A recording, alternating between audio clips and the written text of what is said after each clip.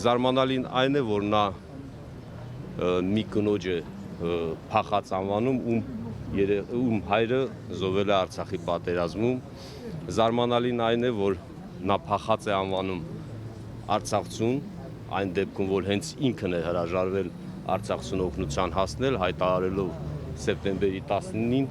որ դա իր պատերազմը չէ, ինչ է սա նշանակում իրավական առումով, փորձեմ բացատրեմ, ուրեմն Հայաստանի Հանրապետությունը եղել է, կա եւ հիմիկվա դրությամբ մնում է Արցախի եւ Արցախցու անվտանգության երաշխավորը։ Այս պարագայում այդ պարտականությունը դնել ռուս խաղապահների վրա, կարծում եմ դա ճիշտ չի լինի, քանի որ եթե դու տեսնում ես, որ քո բերած ռուս խաղապահը չի գործում, դու պարտավոր ես միջոցներ ձեռնարկեիր, որ առաջ կանգնեցնեիր այդ արհավիրքը, բայց դու չես արել դա, առավել ևս հայտարարես, որ մենք այդ պատերազմին չենք մասնակցելու, դե լավ, հաշվենք դու չես կարողացել, հնարավորություն չես ունեցել, խուսափել ես մեծ պատերազմից եւ այլն, ապա այդքանից հետո ինչու այստեղի ղեկավարությունը փորձում է արցախցիներին մեղադրել, ասելով նրանց փախածներ։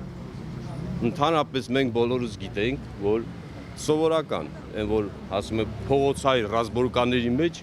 ընկերության մեջ, ով չի գալի իր ընկերոջը օգնում, նրան են պրետենզիա ներկայացնում, նրան են ասում ինչու չես եկել, բայց այս պարագայում գործել է այլ ընթացակարգ, այսինքն ինքն է ասում, որ մենք փախել ենք։ Դա չի համապատասխանում իրականությանը, մենք մնացել ենք մենակ իր ինքը հանդիսանելով անվտանգության երաշխավոր, մեզ ընդհանրապես օգնության չի ասել։ Սովորաբար նման գործերը մնում են բարոյթի կատարակում եւ ոչ մեղադրյալի կարգավիճակ է լինում Ռոման Բաղդասարյանի օրինակը։ Ինչ է կանելու, որ ինչպես է հետամուտ լինելու, որ այս գործը առաջ գնա։ Ուրեմն այսպես, եթե այստեղ քրեական գործ չհարուցվի եւ նրան մեղադրանք չառաջադրվի, մեզ ունենք միայն մեկ հնարավորություն, այն էլ դատարանն է։ Կարծում եմ, որ դատարանները ավելի ճիշտ լուծում կտան այս գործին, այստեղ բացահայտ 329-րդ հոդվածի 3-րդ մասը առկա է, այսինքն ազգային անտեսության շարժառիթով նա նման խոսույթ է ունեցել, նա նման հայտարարություն է տարածել եւ ձեր թույլտվությամբ կարող եմ ներկայացնել դիմումը։ Ոչ, բայց մենք նախատեսում ենք նաեւ հրապարակային ներողություն խնդրելու նպատակով դիմեք դատարան փախայցով, որպեսզի նրան ստիպենք, որպեսզի հրապարակային ներողություն խնդրի։ Իսկ դուք կարծում եք դատա իրավական համակարգը անկախ է գործում եւ Նիկոլ Փաշինյանի կարգադրություններին եւ ուղղորդումներին չի ենթարկվի։ Եթե լսենք Նիկոլ Փաշինյանին, ոնց որ ինքը ասել է, որ կա որևէ դատավոր, որի մասածը չանի, այո, չեմ կարծում, բայց